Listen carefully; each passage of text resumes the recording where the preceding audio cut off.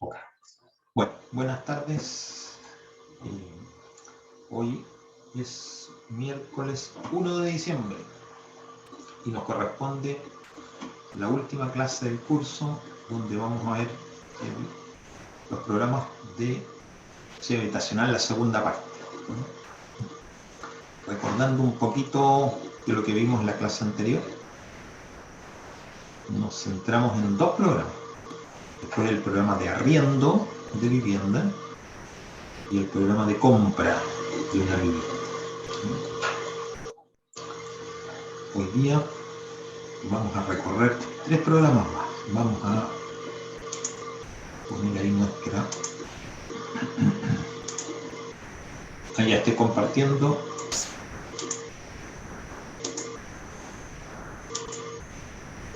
Y colocándole los 3 programas que vamos a ver hoy. El de construcción de una vivienda, el de mejoramiento de una vivienda o de un barrio, ¿okay? Y el programa rural. Con eso, más los 2 que vimos, completamos cuáles son los principales programas de subsidio habitacional que tienen hoy por hoy implementado el Ministerio de la Vivienda y Urbanismo.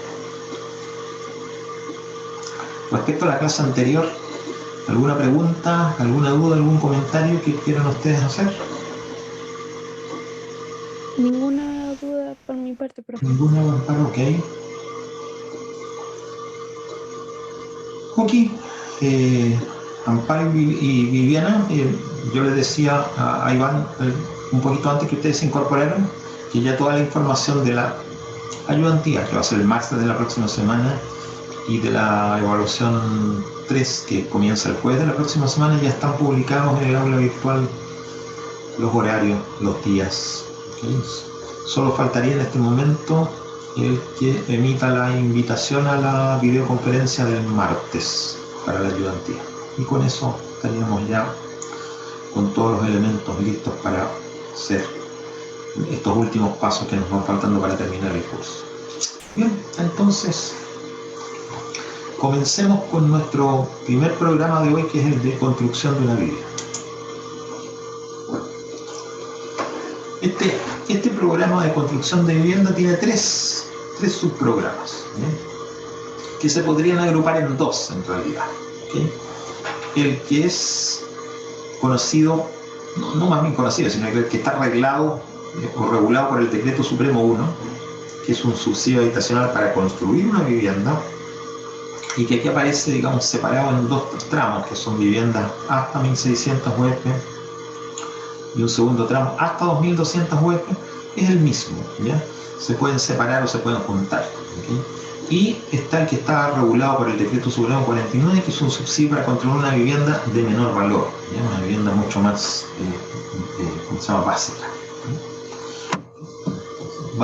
Vamos viendo esto primero de acá, que es, en general estos se conocen como vivienda para familias de clase media, de vivienda hasta 2.200 y hasta 1.600 unidades de comercio. Entonces, ¿cuál es el propósito? ¿A quién apunta este programa de construcción? A familias de sectores medios. ¿Okay? Como estamos hablando de construcción aquí, ahora lo que se requiere es que cuenten con un sitio propio. ¿Okay? Un lugar donde, un terreno, llamamos así, que sea propio, donde pueda construirse. ¿Okay? Y que no sean dueñas estas familias de una vivienda a la altura de solicitar el subsidio. ¿Okay? ¿Qué es lo que permite este programa o este subsidio que se entrega a través de este programa? El propósito, ya lo saben, ¿sí? Que es construir una vivienda. ¿Pero qué tipo de vivienda? Una vivienda de hasta 140 metros cuadrados, ¿okay? Que se puede hacer en un sitio propio, ¿ya? O en un terreno donde ya existe otra vivienda, pero existe el suficiente terreno como para construir esta otra. La vivienda tiene que ser construida por un tercero.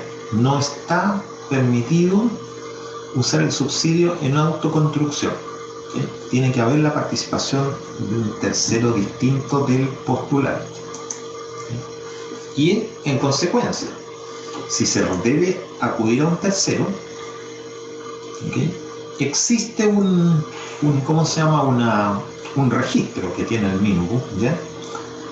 en el sentido de que si tengo que estar construido por un tercero, se requiere contar con el apoyo de un arquitecto, un constructor civil o un contratista, ¿okay? que en este caso toma el nombre de entidad patrocinante, ¿sí? O también puede ser profesionales del rubro de la construcción que estén inscritos en un registro del MIMBU que se llama Registro Nacional de Consultores, ¿okay? Esto es imperativo, ¿ya? O sea, es parte de los requisitos. No es posible usar un sistema de autoconstrucción, es decir, mira, yo quiero abaratar costos, no quiero contratar a nadie, yo mismo voy a comprar los materiales, yo mismo voy a construir. No está permitido. Tiene que tener entonces esta parte profesional adicional.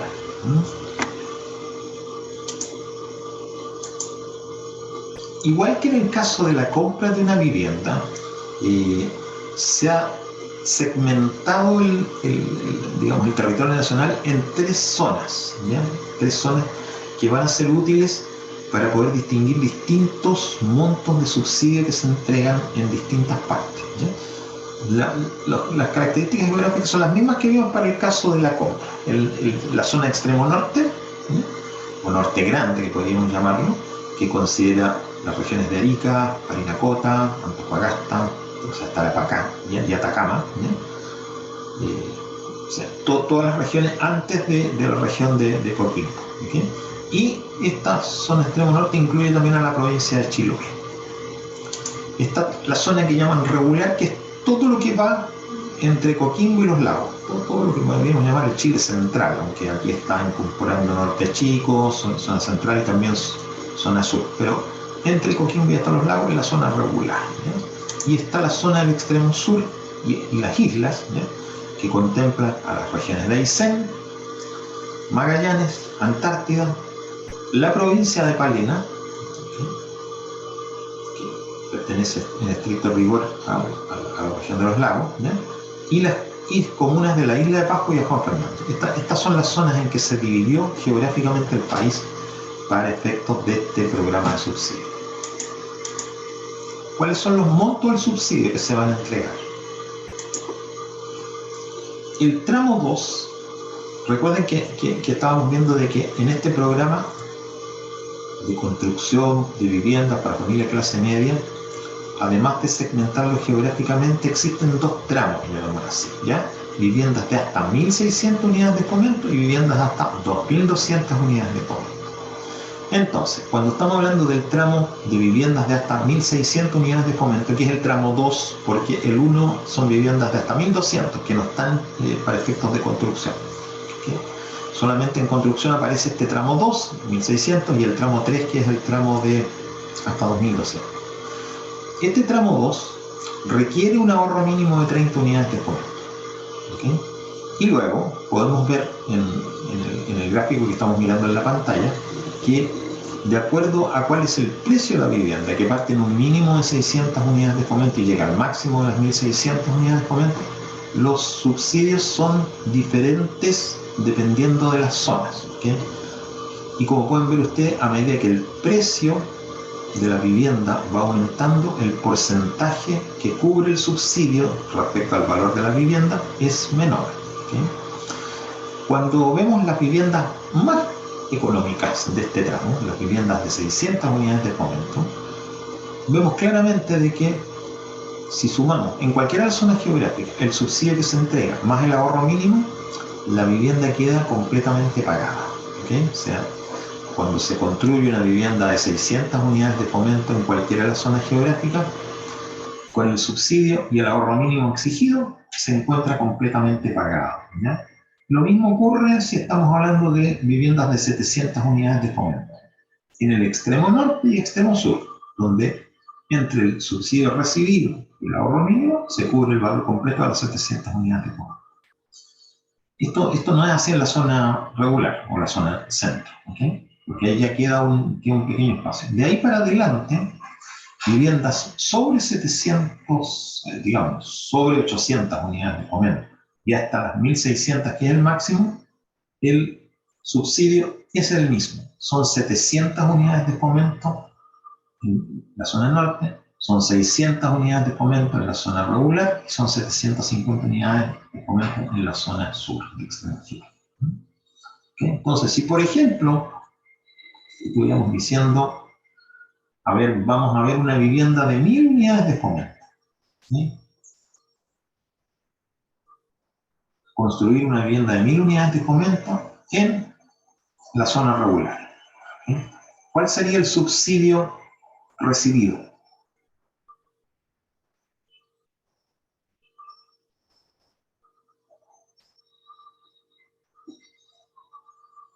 Cualquiera puede contestar, el que quiera. ¿Cuál sería el subsidio recibido?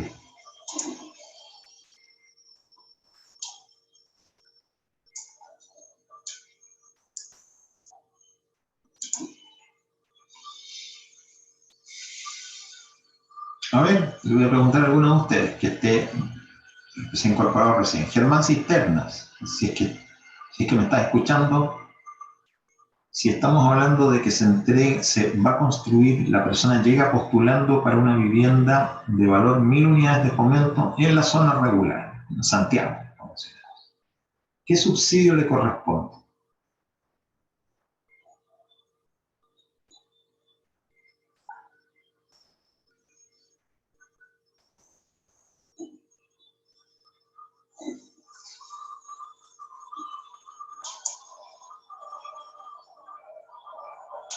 Me pueden contestar por el chat también si quieren, no hay ningún inconveniente.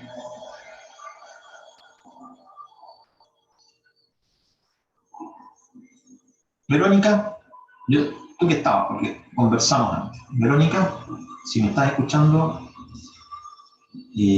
la pregunta es la misma. Si tenemos una vivienda, pues se postula una vivienda para construir de 1000 unidades de fomento, ¿cuál es el monto del subsidio que se va a recibir?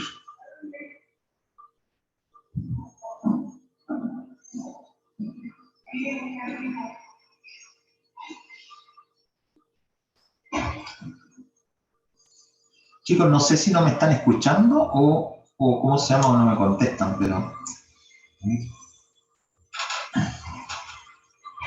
¿Se está escuchando la pregunta? Yo creo que sí, porque veo que el micrófono se mueve. ¿Se está viendo la pantalla donde está... ¿Qué pasó, profe? Benjamín, ¿tú estás viendo la pantalla?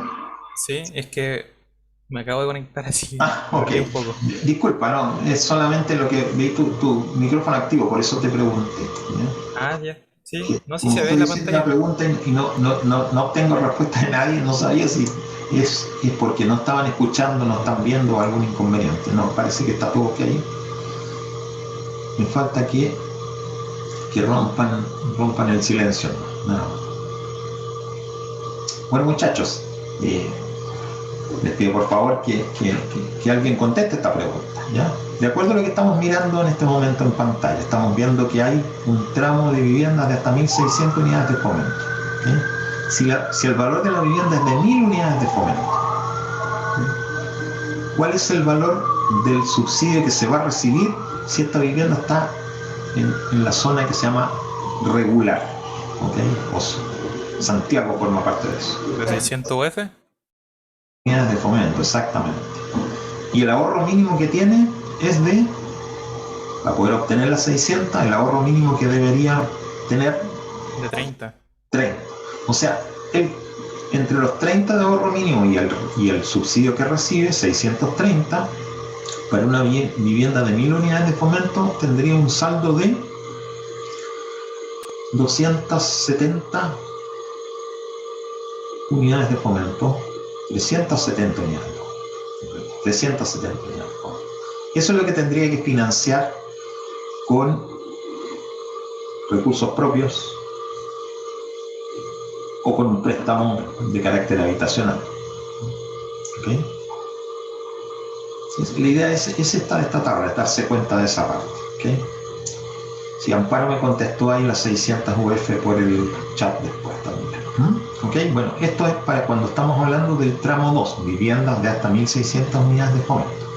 Pero acuérdense que estaba también otro tramo que dice viviendas de hasta 2.200 unidades de fomento, ¿okay? Es el siguiente tramo que vamos a ver a continuación. Ahí está. ¿Sí? Viviendas de hasta 2.200 unidades de fomento. ¿Sí? En este caso, se exige un ahorro mínimo de 50 unidades de fomento, ¿sí? Y se obtiene un subsidio que es el mismo, ¿ya? Para cualquier valor de precio de vivienda, ¿okay? Cualquiera sea el valor del precio de la vivienda, vamos a ver que el subsidio es exactamente el mismo, ¿sí? Por ende, claramente aquí se ve que el porcentaje que subsidia una vivienda que está en este tramo va cayendo hasta el valor mínimo que lo obtiene cuando está con una vivienda del valor máximo permitido. ¿Okay? Entonces, tenemos estas dos opciones, ¿ya? El tramo de hasta 1.600 o el tramo de hasta 2.200 unidades de fomento, y los ahorros mínimos aquí son mayores, son 50 unidades de fomento versus 30, y los subsidios que se reciben son menores en general. Profe, ¿Sí? una pregunta, pero a Por lo mejor supuesto. me salgo de esta parte. Sí, Ya. es de la evaluación. El día de la evaluación va a ser la próxima semana, pero ¿tendremos clase? ¿O el No, día porque miércoles? las clases terminan hoy día. Ah, ¿sí? Sí, hoy es nuestra última clase. El próximo martes tenemos la ayudantía, que es para la evaluación que comienza el jueves, y el próximo miércoles además es feriado. Ah, no tenía idea. O sea, si es que tuviéramos que hacer alguna clase, Profe, sería feriado. Pero las clases terminan hoy. Esta es la última profe, del semestre. Sí, como el miércoles es feriado, ¿la prueba la subirá el jueves? sí, siempre las subo el jueves una hora antes aproximadamente. Ah, ya, ok. Sí, correcto. La evaluación es siempre lo más importante, ¿verdad? ¿Okay? No se olviden de que vale un 30%, que ustedes ya tienen un 70% de la nota. No se olviden que entra solamente el tema del seguro de accidente del trabajo y enfermedades profesionales y el tema de subsidios habitacionales. ¿Okay? O sea, las últimas 4 clases, eso son lo que vamos a tomar en esa evaluación 3. Nada más. Y todo el material ya está en el aula. ¿Okay? Están las guías, están las presentaciones de las 4 clases, están las grabaciones de las 4 clases. La de hoy obviamente no está porque no la hemos terminado, ¿okay? y están 2 casos que vimos para el tema anterior de accidente de trabajo y enfermedad profesional. Todo el material ya está, excepto la grabación de la clase de hoy. Bueno, ahora que ya hicimos el paréntesis que tenía que ver con la evaluación, entonces seguimos adelante. ¿Qué requisitos se requieren, ya valga la redundancia, para postular a este subsidio de construcción de una vivienda para familia de clase media, tramo vivienda hasta 1.600 unidades de fomento, hasta 2.200 unidades de fomento, se permiten construir viviendas de hasta 140 metros cuadrados? Y recuerden, no se puede hacer autoconstrucción con el subsidio. El requisito para postular es ser mayor de edad, tener 18 años de edad cumplidos o más y contar con el carnet de identidad vigente. Esto lo van a encontrar siempre en cualquiera de las postulaciones. Luego,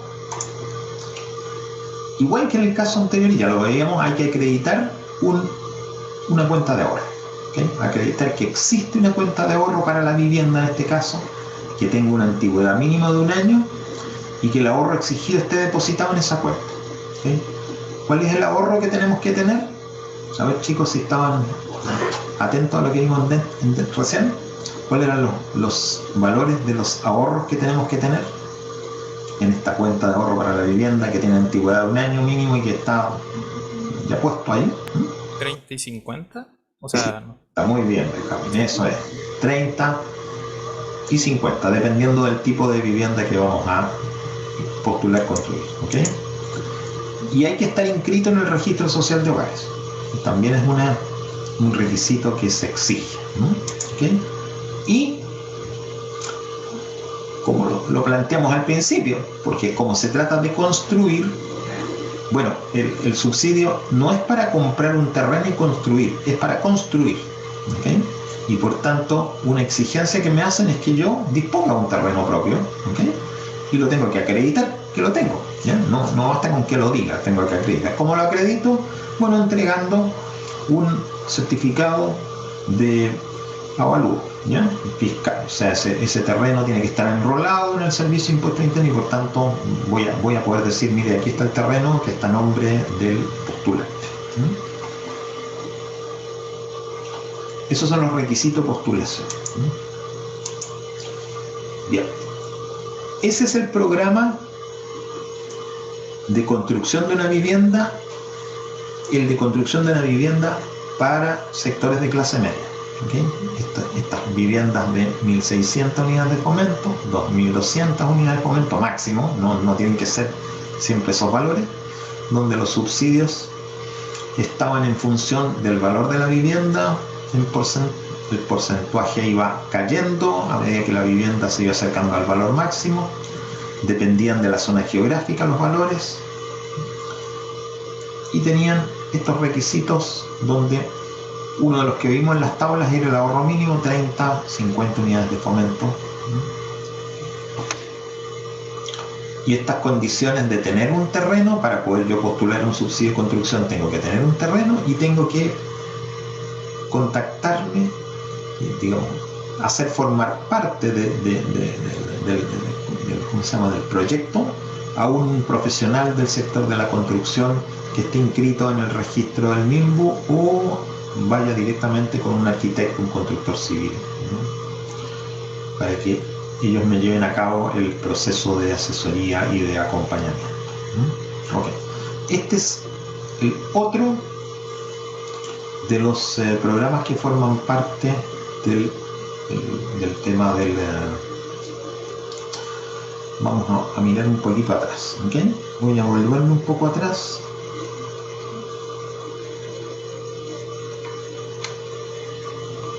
Estamos partiendo, ¿ya? ¿Okay?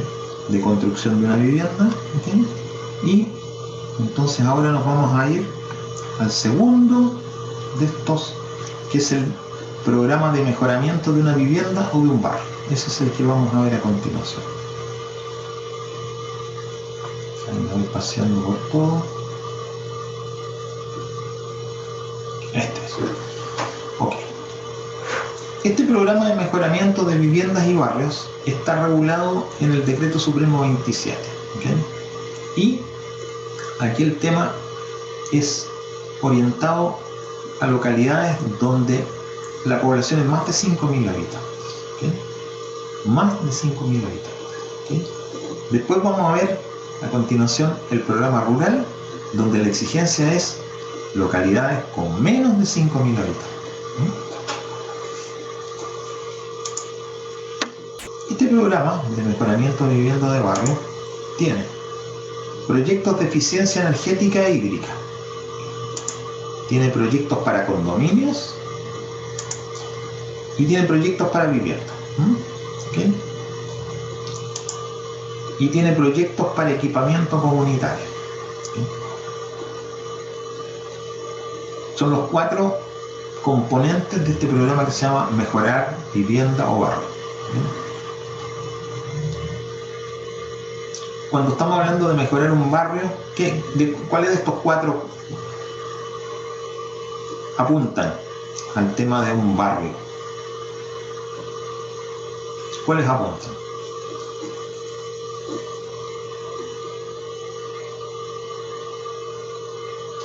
¿Cuáles de esos programas? ¿Cuáles de estos 4 proyectos apuntan a un barrio? ¿Condominio? Correcto, condominios, ¿ya? ¿Y cuál otro también? ¿Equipo comunitario? Y equipo comunitario, exactamente, porque cuando tenemos un condominio, automáticamente tenemos espacios comunes, que es lo que está hablando ahí de equipamiento comunitario. Exactamente, condominio y equipamiento comunitario. ¿Ok? Perfecto. Entonces ahí tenemos la visión que, ¿por qué no habla de mejorar una vivienda o un barrio? ¿Ok? Claro. Vamos primero a este tema de eficiencia energética e hídrica para la vivienda, que es más interesante. Nos vamos a dar cuenta que aquí hay ciertos, digamos, valores que se entregan para objetivos bastante interesantes. ¿Okay? ¿Qué es lo que busca este programa de subsidio?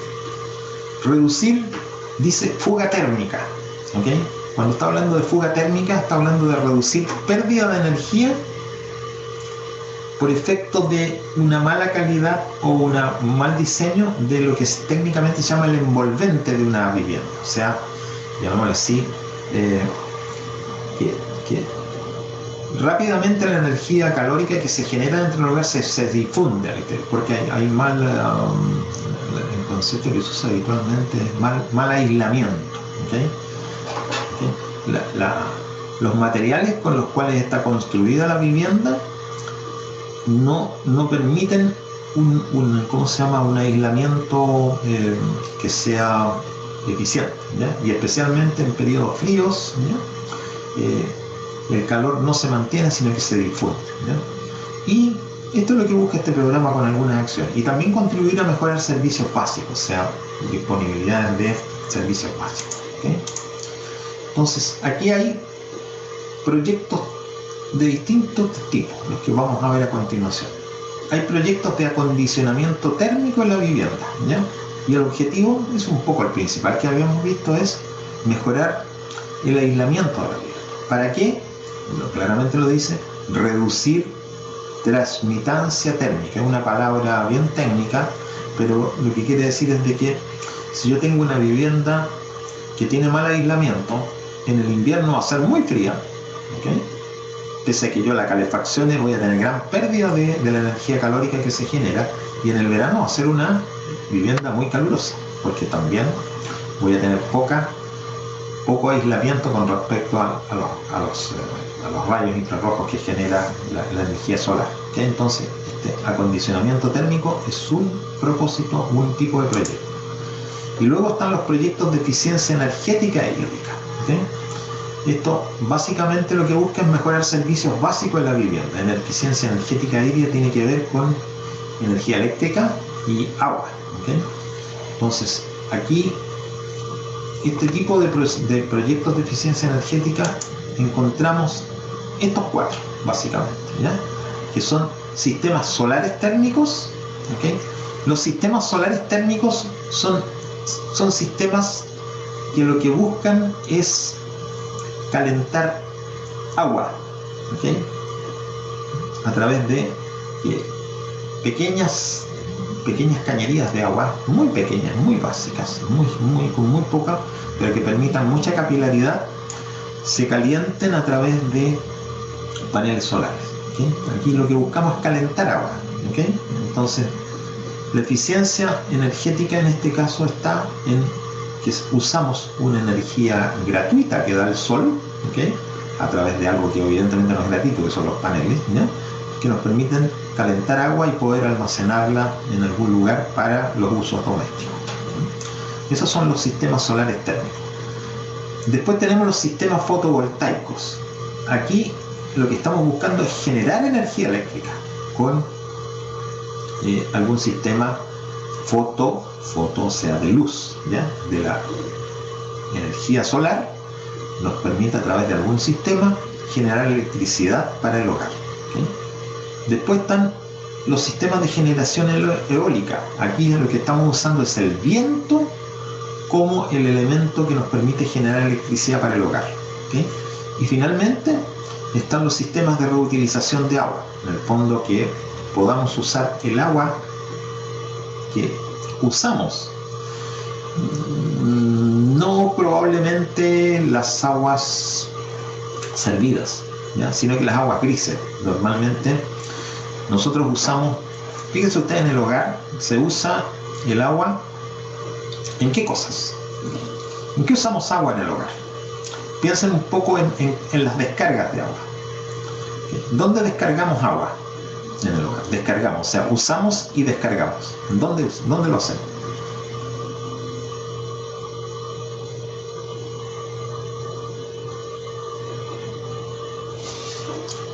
Veamos el chat. Aquí viene una respuesta. Dice, en la ducha, ok, esa es una, ok. Y podemos agregarle el lavamanos. O sea, el agua que se usa en el baño, pero no la descarga séptica, no la descarga del WC, ok. Correcto. Y en la cocina, ¿no es cierto? Son los dos lugares donde tenemos nosotros agua. Tenemos agua en cocina, donde usamos agua para cocinar, usamos agua para lavar, ¿ok?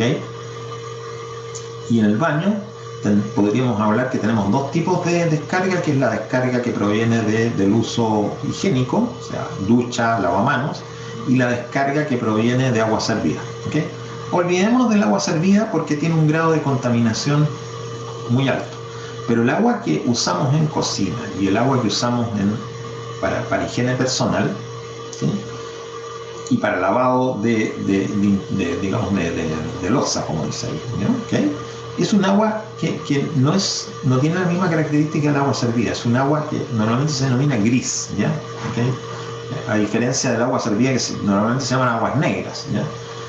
Pero esta agua descargada de cocina o de lavamanos o de ducha no tiene un grado de contaminación tan alto, tampoco es un agua que podamos usar sin ningún tratamiento, ¿okay?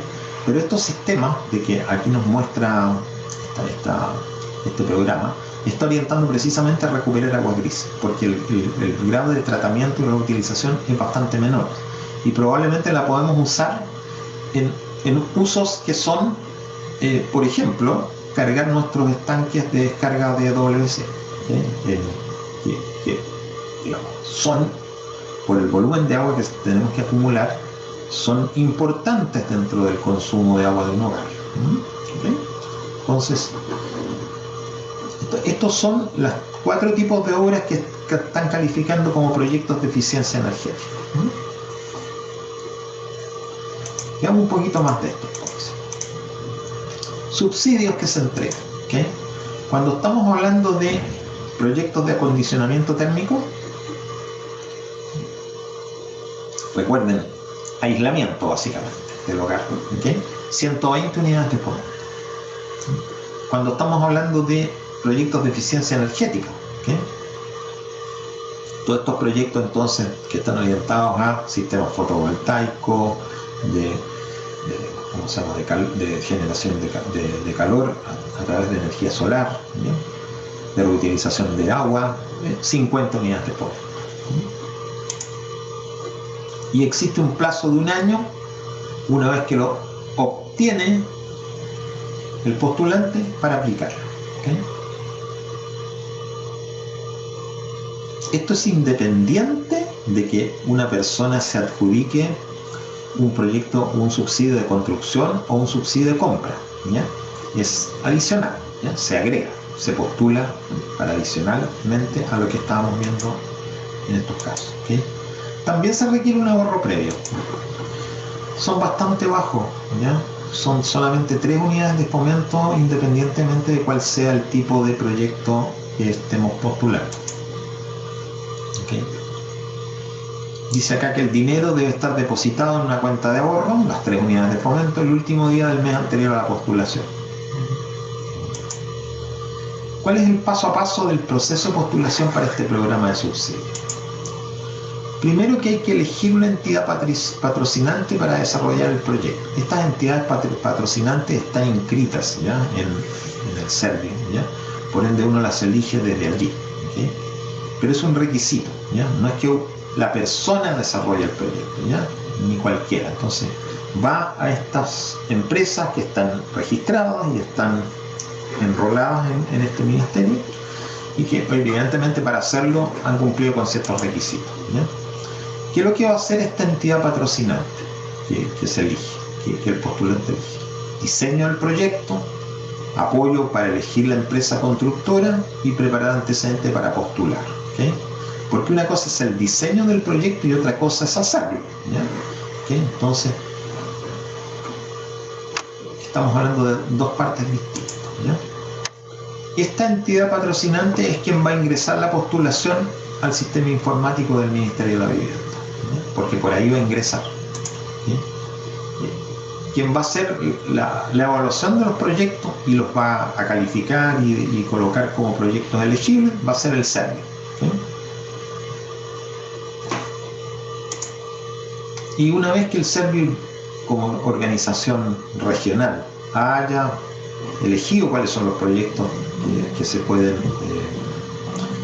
subsidiar, se va a asignar el subsidio, ¿ya?, para iniciar obras y las labores requeridas, para ponerlos en práctica. ¿Cuáles son los requisitos para postular? Otra vez nos encontramos con mayoría de edad, contar con el carnet de identidad vigente, contar con el ahorro mínimo que se exige. Ya vimos que eran 3 unidades de fomento, no importa cuál sea el proyecto, ¿okay? Estar inscrito en el registro social de hogares, contar con la asesoría de una entidad patrocinante, no nos olvidemos que es un requisito ya haber elegido esta entidad, ¿okay? Y contar con un constructor o contratista inscrito en el registro de constructores del Ministerio de la Vivienda para la ejecución, ¿no? Recuerden que aquí vamos a tener la entidad patrocinante, que va a ser quien diseña el proyecto, nos ayuda a postular, ¿okay?, y nos guíe en el proceso de construcción, y tenemos simultáneamente que tener un contratista o constructor también inscrito en un registro.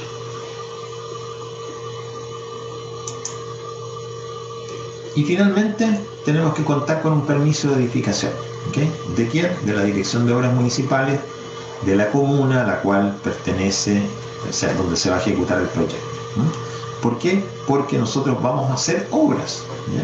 Imagínense que, por ejemplo, vamos a montar paneles solares en los techos de la vivienda para poder hacer, digamos, este tema de, primero, generación eléctrica, y en segundo lugar podemos hacer esta de proyecto de generar agua caliente, ¿ya? ¿Okay? Ya, ahí tenemos el primero de los casos que nos interesaba ver, ¿bien? Proyectos de eficiencia energética.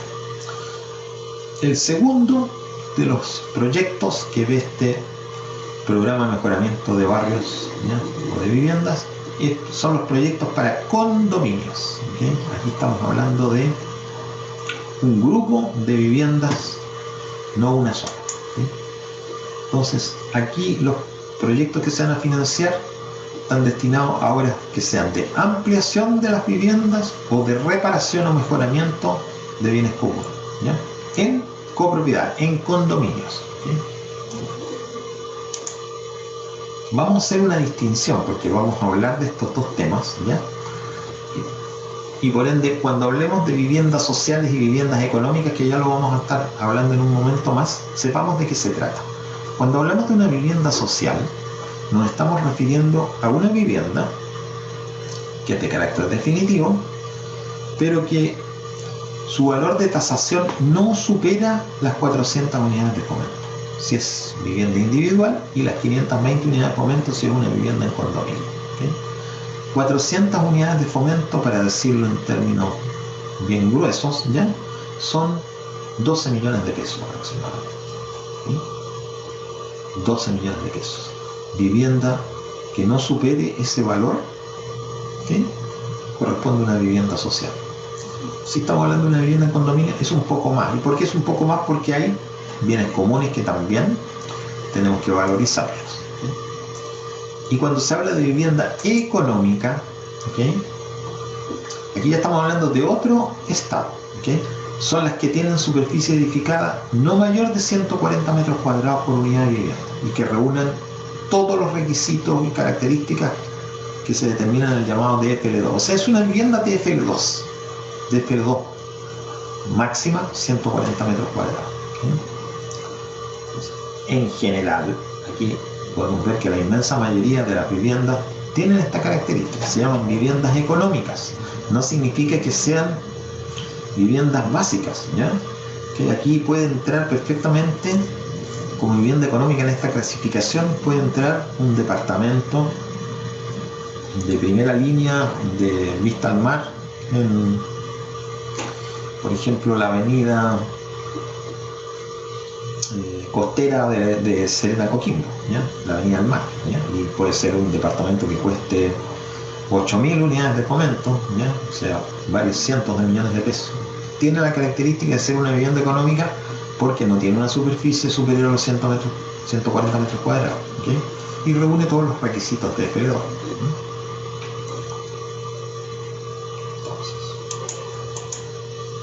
Los tipos de proyectos, ¿okay? Que vamos a encontrar en estos proyectos para condominios. Vamos a encontrar proyectos de mejoramiento de bienes comunes, ¿okay? Bienes comunes son aquellas cosas que corresponden en un condominio a todos, ¿okay? Que todos son propietarios de estos bienes comunes por el mero hecho de ser propietarios de una unidad de vivienda, y donde hay espacios comunes, uno también participa en esos espacios comunes en un porcentaje. Participa en un porcentaje de su propiedad y participa también en un porcentaje de su financiamiento a través de los gastos comunes. ¿Conocen ustedes el concepto de gastos comunes? Antes que O sea, yo lo tengo pensado como el gasto de la basura, el gasto de gas en condominio, en edificios y ese tema. Ok, perfecto. Tienes la idea correcta. O sea, gastos comunes existen solamente cuando hay bienes comunes. ¿Okay? Y si alguien vive en una vivienda o habita una vivienda individual, no tiene nada en común con otras. ¿Okay? Por ende, en una vivienda individual, en una casa normalmente, ¿okay? No existen bienes comunes. Existen condominios de casas, por supuesto. No solamente hay condominios de departamentos, hay condominios de casas. O sea, en un terreno, varias casas, ¿okay? Comparten un espacio común. ¿Okay? Puede ser que sea simplemente un lugar donde se ingresa y se estacionan los vehículos, es un espacio común. ¿Okay? Entonces, solamente donde existen bienes o espacios comunes, existen gastos asociados a los bienes comunes, los espacios comunes. Y esos son los que se llaman gastos comunes, ¿ya? Y tú mencionabas ahí como gastos comunes los típicos gastos comunes. ¿Cuáles son? El hecho de que en un condominio, en muchas, no digo que en todos, pero en casi la mayoría existe lo que se denomina un servicio de vigilancia, ¿ya? Interna, digamos que es el que podríamos llamar el personal de conserjería, ¿ya? Personal que tiene por objeto el poder controlar la entrada y la salida de las personas, ¿ya? Y también está la vigilancia interna, ¿ya?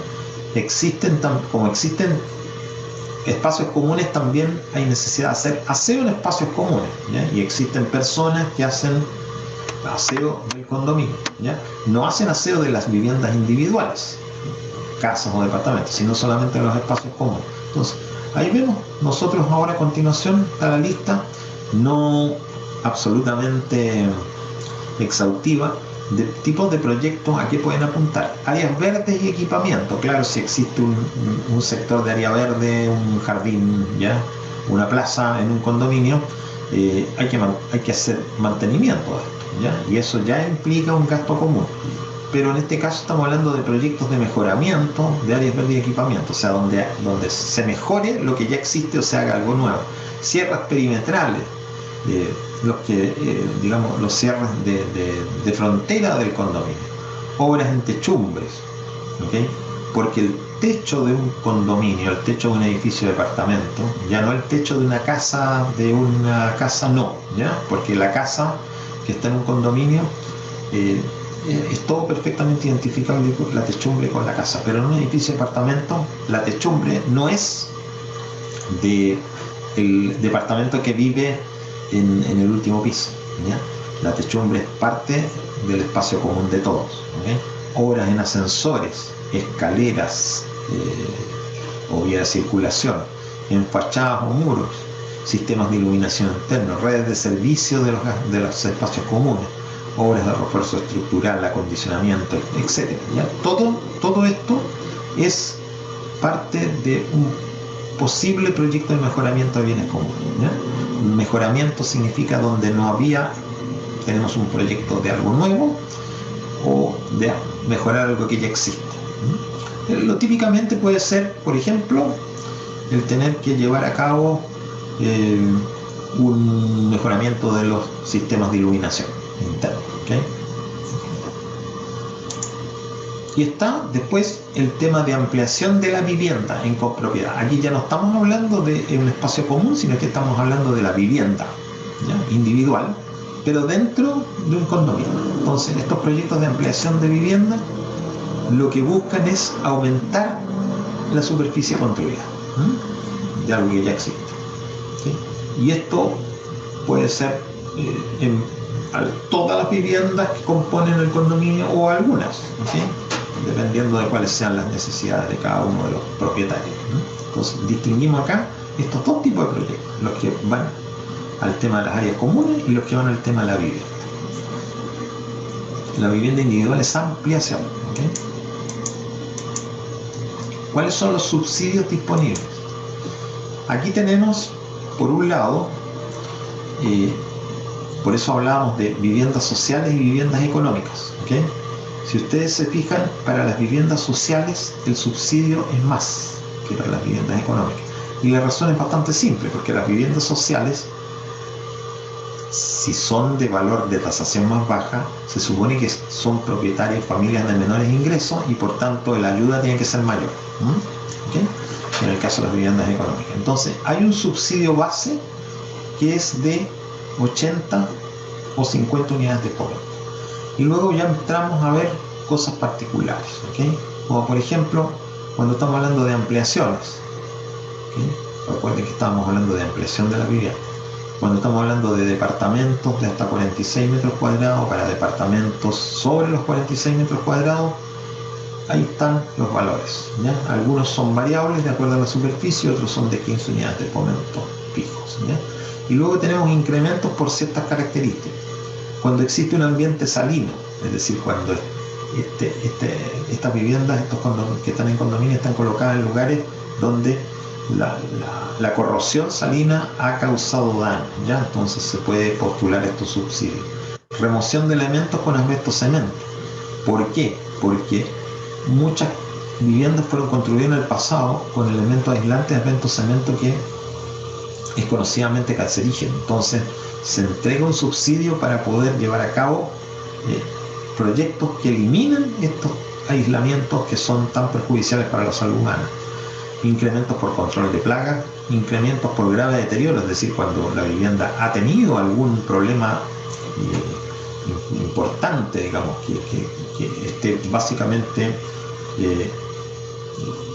amenazando su calidad estructural, ¿ya? Y por regularización, ¿ya? Que es cuando básicamente lo que se busca es regularizar títulos de dominio, ¿no? Estos son los subsidios que se entregan. ¿Cuáles son la vigencia de estos subsidios? O sea, ¿cuánto plazo tiene el adjudicado para aplicarlos, ¿ya? Son 12 meses cuando estamos hablando de proyectos de mejoramiento de bienes comunes y 24 para proyectos de ampliación de vivienda. 1 año, 2 años. El ahorro mínimo exigido depende si estamos hablando de viviendas sociales o viviendas económicas y depende si estamos hablando de mejoramiento de bienes o ampliación de vivienda. Ahí están, en todo caso, los valores, los ahorros mínimos, 1, 5, 3, 10 unidades de fomento, dependiendo cuál sea. O sea, si estamos hablando, por ejemplo, de un proyecto que es para un condominio de viviendas sociales, ¿ya? Estamos hablando de ampliaciones de vivienda, ¿sí? Estamos hablando de 5 unidades de fomento de ahorro mínimo exigido. ¿Quiénes pueden postular estos proyectos de condominio? Primero que nada, aquí no se postula en términos individuales, sino que se postula en forma colectiva, de grupo. Tienen que ser condominios que tengan más de 5 años de antigüedad y de viviendas sociales. Y cuando se trata de viviendas económicas, tienen que estar o financiadas o construidas por instituciones anteriores al IPS que formaban parte, o por cooperativas o por municipalidades, ¿okay? Y o aquellas que se presenten condiciones de deterioro con más de 15 años de antigüedad.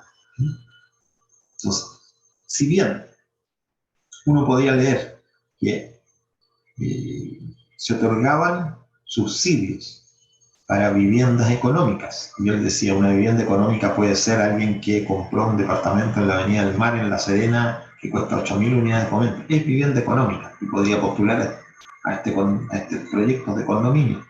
Pero no va a poder, porque no va a cumplir con las características de ser una vivienda financiada por estas instituciones, cooperativas, municipalidades o instituciones que eran anteriormente distintas al IPS, pero que se fusionaron. ¿Sí?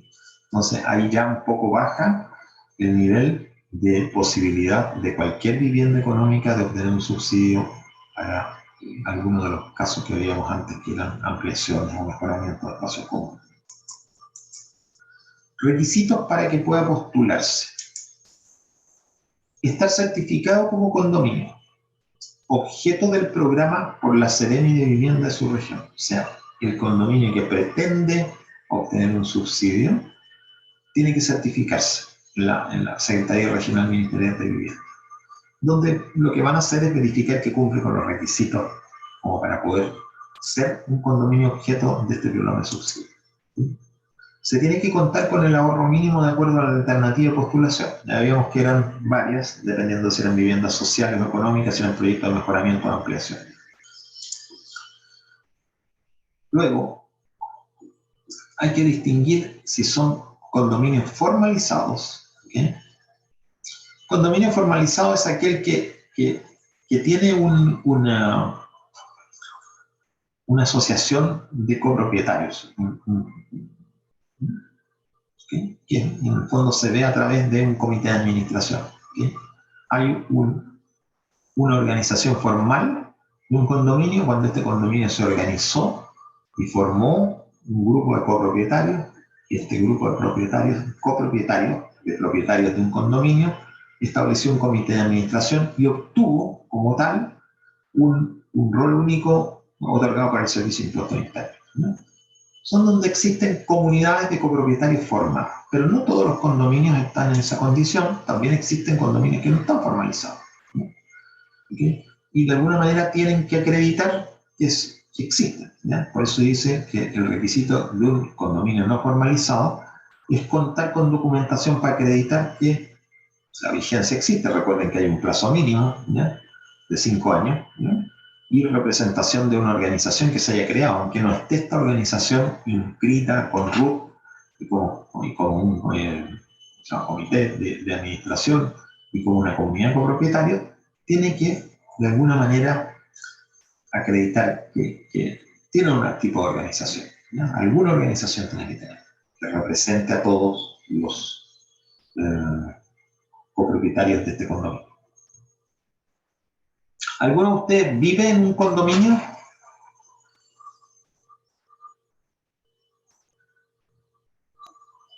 No, yo no. Tu familia vive en una vivienda individual, ¿ok? Sí. Okay. Pero seguro que más de alguno de los que está presente vive en un condominio, ¿ya? ¿Okay? Entonces, la pregunta siguiente sería, ¿existe una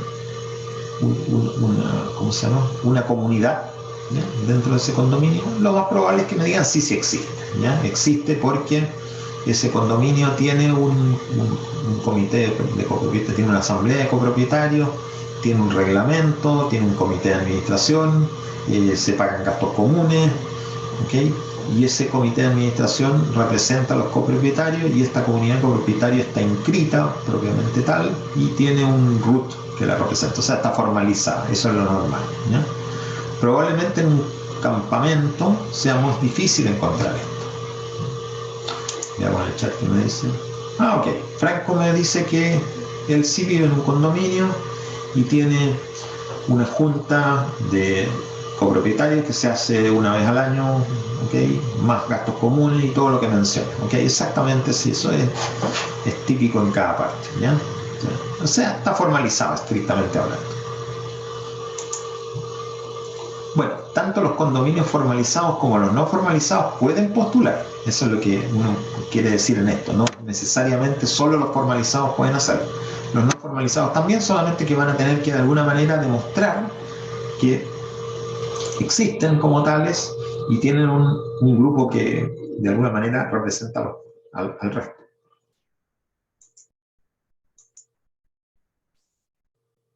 ¿Cuál es el paso a paso del proceso de postulación de este tipo de proyectos? Igual que en el caso anterior, hay que elegir una entidad patrocinante para desarrollar el proyecto. Esta entidad patrocinante es quien presenta los antecedentes a la Secretaría Regional Ministerial de Vivienda para certificar la copropiedad como objeto del programa. Recuerden ustedes que un requisito era que esté dentro de un registro de copropiedad objeto del programa. ¿Okay? Entonces, este condominio, mi condominio, si quiere participar, tiene que, a través de la elección de la entidad patrocinante, hacer la presentación a la Secretaría Regional Ministerial de Vivienda para que este condominio quede formando parte de los elegibles. ¿Okay? Luego, esta entidad patrocinante también lleva a cabo el diseño del proyecto, ¿okay? Y también asesoría para elegir a la empresa constructora. Recuerden que aquí no hay posibilidad de autoconstrucción. ¿Okay? La misma entidad patrocinante va a ingresar la postulación al sistema informático del Ministerio de la Vivienda. El Servio, representando al Ministerio de la Vivienda, va a revisar los proyectos, va a definir cuáles cumplen con los requisitos y califican, ¿okay? Y los va a seleccionar. Y finalmente el Ministerio de la Vivienda va a asignar los subsidios a aquellos proyectos que aprobó el Servio. De esa forma se lleva el proceso de postulación. El tercer tipo de proyectos es el que está orientado a viviendas. ¿Okay?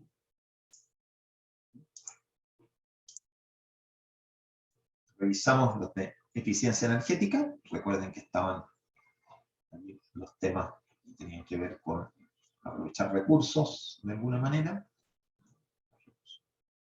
Energía solar, la reutilización de aguas, el poder mejorar el aislamiento de las propiedades. Luego, el segundo era condominios. ¿Okay? Estábamos viendo tanto proyectos orientados a los bienes comunes como a la vivienda propiamente tal. ¿Okay? Y esto, ahora vamos a mirar proyectos de vivienda. ¿Ya? Entonces, estos están orientados a obras que mejoren condiciones de seguridad y habitabilidad de las familias. ¿Okay? Como con proyectos de reparación o mejoramiento de las viviendas, ¿ya? Y también de ampliación. ¿Okay? O sea, aquí nuevamente estamos viendo proyectos de mejoramiento, proyectos de ampliación. Pero aquí ya no hablamos de bienes comunes, porque no los hay. Entonces, estamos hablando de proyectos de ampliación de la vivienda o de mejoramiento. Estamos hablando de reparación, mantenimiento, algo que ya está un poco deteriorado. A través de estos proyectos se puede llevar a cabo el mejoramiento. Tipos de proyectos que tenemos: mejoramiento de la vivienda, ¿okay? Es decir, estamos hablando de que vamos a hacer un cambio de algo que ya existe y está en malas condiciones. ¿Okay? Por eso aquí los grupos son obras de carácter estructural, aquellas que están afectando la estabilidad de la vivienda. ¿Ya? Una obra de carácter estructural puede ser, por ejemplo, tener que reparar algún muro. ¿Okay? Después tenemos obras destinadas a modificar, construir o poner en servicio todo lo que tiene que ver con redes de instalación sanitaria. O sea, proyectos que tienen que ver con agua potable domiciliaria, alcantarillado, electricidad, gas. ¿Okay? Después están las obras de reparación de la envolvente, pero dice principalmente techo. ¿Okay? Y finalmente obras de mantenimiento general. Todo esto cae dentro de estos proyectos de vivienda en la parte de mejoramiento. Y luego tenemos los proyectos de ampliación, ¿okay? Que significan o ampliar o un nuevo baño, o un nuevo dormitorio, o una nueva cocina. ¿Okay? Básicamente en esos rubros están.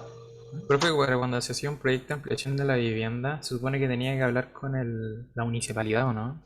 Perdón, de nuevo. Que se supone que cuando uno tenía, o sea, cuando hacían el proyecto de ampliación de la vivienda, o sea, ¿Sí? cuando uno quería ampliar un dormitorio, ¿Sí? tenían que hablar con la municipalidad o tenían que tener un permiso de la municipalidad, ¿o me Sí, equivoco? claro, porque cuando tú amplías una vivienda, en el fondo estás modificando la vivienda propiamente tal, requieres un permiso de obra. ¿No? Y eso lo hace a través de la Dirección de Obras Municipales de la Municipalidad. Exactamente tienes que hacerlo de esa forma, siempre. Siempre que hay una ampliación, vas a tener que hacer eso. Si no, esa ampliación la hace, mucha gente la hace, de hecho, ampliaciones de las viviendas que no están regularizadas. ¿Okay? Y esto es un problema, ¿ya? Porque en algún momento puede que tú requieras, por ejemplo,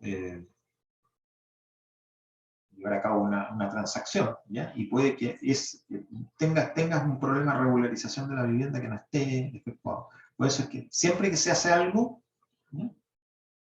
que signifique ampliar, ¿ya? Lo que estaba construido originalmente, estamos hablando de una vivienda que está registrada formalmente ahora, ¿ya? Que se construyó y por tanto tuvo un permiso de obra original y se autorizó por la dirección de obras que esta propiedad tenía ciertas características, tiene cierto número de dormitorios, cierto número de baños, cierta superficie, etc. Y si la modificas, tienes que hacerlo a través de un permiso de obra municipal nuevo. Esto digamos, tiene también una cara desde el punto de vista tributario, ¿ya? Porque cuando tú construyes una vivienda, ¿okay? Y tienes un permiso de obra, y tienes finalmente una recepción municipal, ya que dice, efectivamente esta vivienda se terminó, ¿ok? Y yo le doy el paso para que exista, a contar de ese momento en que tiene la recepción municipal, esa propiedad comienza a pagar si es que el avalúo así lo fija, ¿ok? Tienes que pagar un impuesto que se llama contribución de bienes raíces, ¿ok? Que es un impuesto que en el fondo se paga por el hecho de disponer de una propiedad, ¿ya? ¿Okay? Entonces, eso significa que si esa propiedad en el futuro fuera ampliada, ¿okay? Si no tienes tú un permiso municipal y lo hiciste, ¿ya? De alguna manera, durante todo el periodo que no lo hiciste, como no se modificó el avalúo desde el punto de vista del Servicio de Impuestos Internos, tú tienes un impuesto que no lo pagaste, no lo declaraste ni lo pagaste nunca, ¿ya? Y puede que en un momento dado, por el hecho que se haga una visita de un fiscalizador del impuesto interno, ¿okay? Descubren que esta propiedad que estaba autorizada, por decir una cosa, con un dormitorio y ahora tiene 3, ¿ya? Y nunca se declaró, nunca tuvo permiso de obra, nunca tuvo recepción, nunca pagó el impuesto que le correspondía, venga todo un tema de tipo legal tributario que exista, ¿no? Entonces, desde ese punto de vista es un tema delicado, ¿ya? No sé si me expliqué en respecto a lo que tú querías preguntar. Sí, perfectamente. Perfectamente. Okay. Entonces, tenemos estos proyectos de mejoramiento de la vivienda, que es, digamos así, hacer un mantenimiento de algo que está en mal estado, por efectos del tiempo o por efectos de la naturaleza, ¿ya? Están estos proyectos de ampliaciones, ¿ya? Y también existe un proyecto de adecuación, ¿ya? ¿A qué se refiere un proyecto de adecuación de la vivienda? ¿Ya? Son todas las obras que modifican lo que estaba originalmente considerado, ¿okay? Por ejemplo, transformar una residencia en una residencia multifamiliar, o sea, ampliarla para que entre otra familia que no estaba, o reparar elementos estructurales o instalación y red de servicios, cosas que no están dentro de las anteriores. O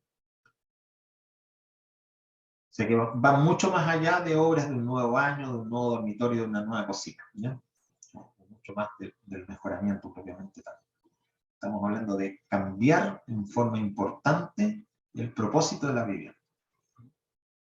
Bueno, esos son los 3 tipos de proyectos que nos entran acá para este subsidio 3 del programa de mejoramiento de vivienda y barrio, ¿no? ¿Cuáles son los subsidios disponibles? Aquí están de acuerdo a cuáles son las condiciones, ¿ya? Cuando estamos hablando de mejoramientos estructurales, instalaciones, envolvente, mantención, estamos hablando de estos subsidios 100, 90, 80, 55 euros. Para adecuación de la vivienda, mayor, 300, porque claro, estamos hablando de que vamos a cambiar el propósito de la vivienda, ¿ya? De un objeto a otro, ¿okay? Y cuando estamos hablando de ampliaciones, ¿ya?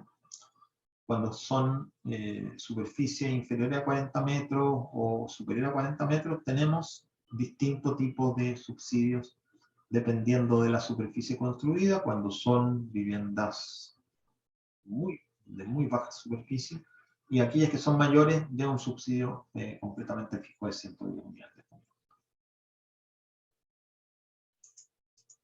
Ah, perdón, ahí hay algo que no lo quiero dejar pasar. Plazo máximo para aplicarlo en cualquiera de los temas, 18 meses. Año y medio. Ahorro mínimo que se exige. Depende de cuál sea de los tres tipos. ¿Ya? Mejoramiento de la vivienda, 3 unidades de fomento, ampliación de la vivienda, 5, y adecuación, 37. ¿Por qué 37? Nuevamente porque adecuación de la vivienda tiene un subsidio mucho mayor, que son 300 unidades de fomento. ¿Ya? Y es porque estamos hablando de que vamos a cambiar el tipo de vivienda que tenemos. ¿Quiénes pueden postular? Hay que ser propietario o asignatario de una vivienda. ¿Ya? Y tienen que cumplir ciertas características. Pero aquí la pregunta que quiero hacer es si alguien tiene el concepto para distinguir entre un propietario y un asignatario. Y si no lo hacemos, ¿qué diferencia hay entre un propietario y un asignatario?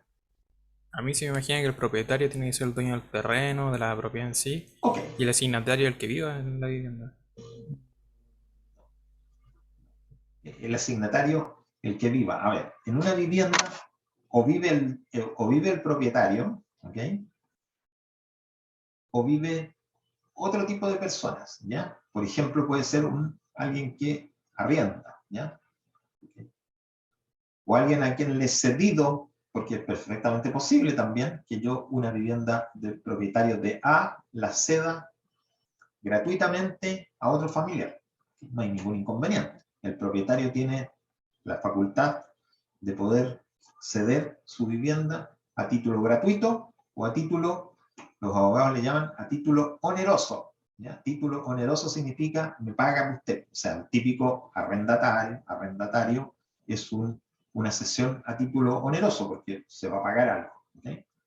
Pero si yo le estoy cediendo mi vivienda a un hijo, le estoy cediendo mi vivienda a un hermano o incluso un amigo a título gratuito, no estoy cometiendo ningún delito. Es una cesión, ¿no? A título gratuito. ¿Sí? Pero en todo caso, siempre el propietario es el que lo está haciendo. El único que tiene la potestad para hacerlo. Entonces, asignatario, ¿qué es lo que es? Es otra cosa. ¿Ya? El asignatario es alguien que tiene la propiedad en forma, llamémoslo así, transitoria. ¿Okay? Mientras sucede algo. Entonces, el típico asignatario son los herederos, ¿ya? de una propiedad. ¿Okay? Por ejemplo, falleció, estamos hablando de un matrimonio, ¿okay? Que tiene 2 hijos, ¿okay? Y fallece el padre, ¿okay? Que era el propietario. La vivienda estaba inscrita formalmente a nombre del padre, ¿okay? Y el propietario murió, ¿okay? Ya no tenemos propietario, ¿okay? ¿Quién entonces toma las decisiones de vender, ceder, arrendar esa propiedad? El propietario ya murió, ¿ok? Estamos hablando unos periodos después. ¿Ya? ¿Qué pasa? ¿De quién es esa propiedad? Ahora. ¿De los herederos? Ok. ¿Quiénes son los herederos? En el caso que estamos describiendo.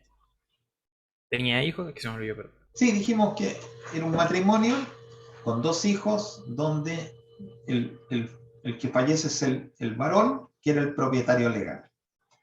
Ya no tenemos propietario porque falleció. ¿Bien? Los herederos, dices tú, que en este caso serían la esposa viuda y los hijos. Los hijos. ¿Okay? En el fondo es lo que se denomina legalmente, se llama la sucesión, los sucesores. ¿Y por qué se denomina así? Porque los propietarios son ellos, son varios. ¿Okay? Y por ende, si esa propiedad la quiere vender, se quiere vender, ¿ok? ¿Quiénes tienen que concurrir? ¿Quiénes tienen que tomar la decisión?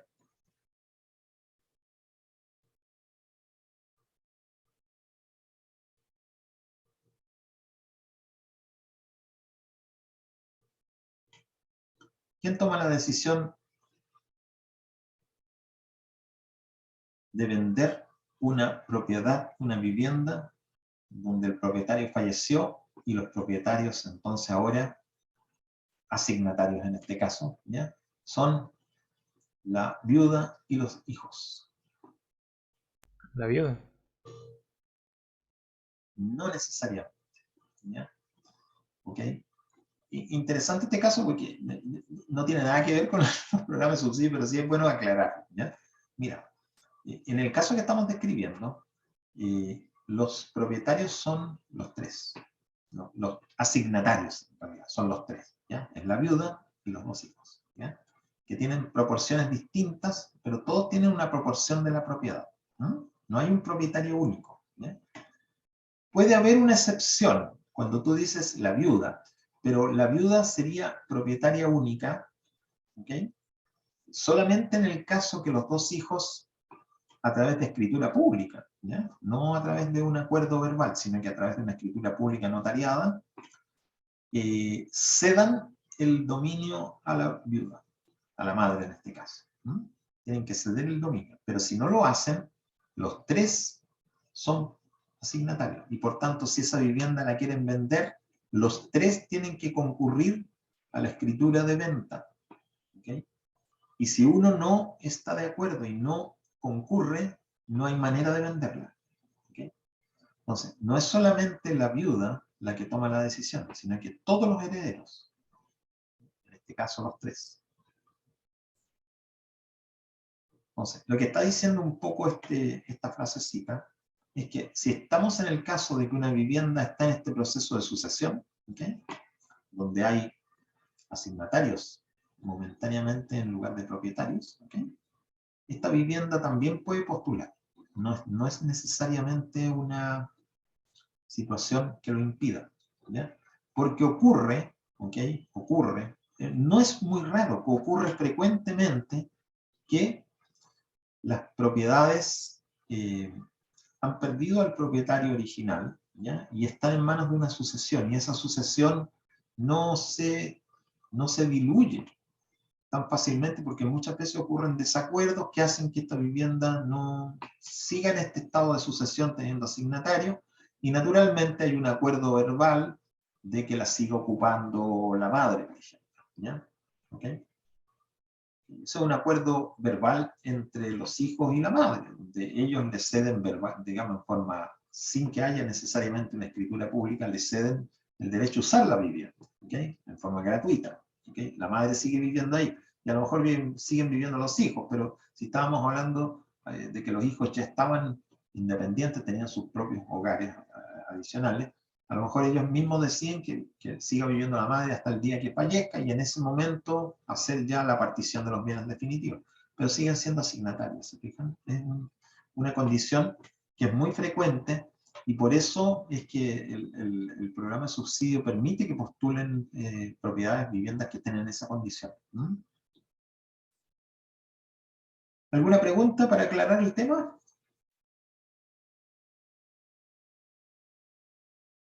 No, profe. No, perfecto. Ok. Sigamos. Entonces, aquí tenemos viviendas que cumplan con las siguientes características, ¿ya? Que sean viviendas sociales, recordemos, ¿ya?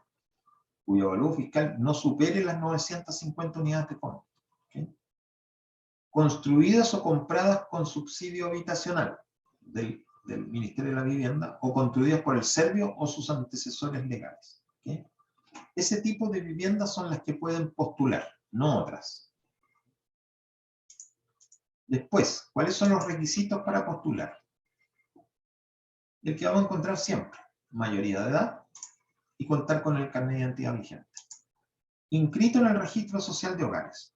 Pero cuando estamos hablando de un postulante individual, solo se permite hasta los que constituyen 60% más vulnerable al registro social de hogares. Y cuando estamos hablando de postulaciones grupales, o sea, cuando postula un grupo, se exige que el 60% de los integrantes del grupo pertenezca a este 60% del registro social de hogares.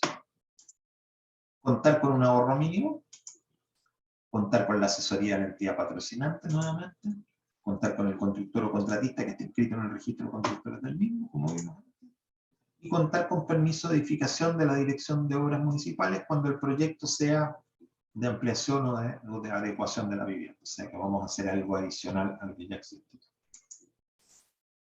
Paso a paso del proceso de postulación, o sea, cómo lo vamos a llevar a cabo.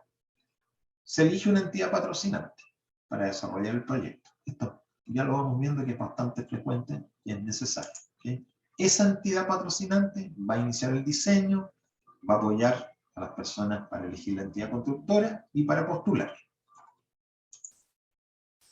En consecuencia, la entidad patrocinante ingresa la postulación al sistema informático del mismo. El Servio nuevamente va a revisar los proyectos, va a definir cuáles son los que cumplen con los requisitos, que están calificados. ¿Okay? Y el Ministerio de Vivienda va a asignar los subsidios a los proyectos que el Servio apruebe.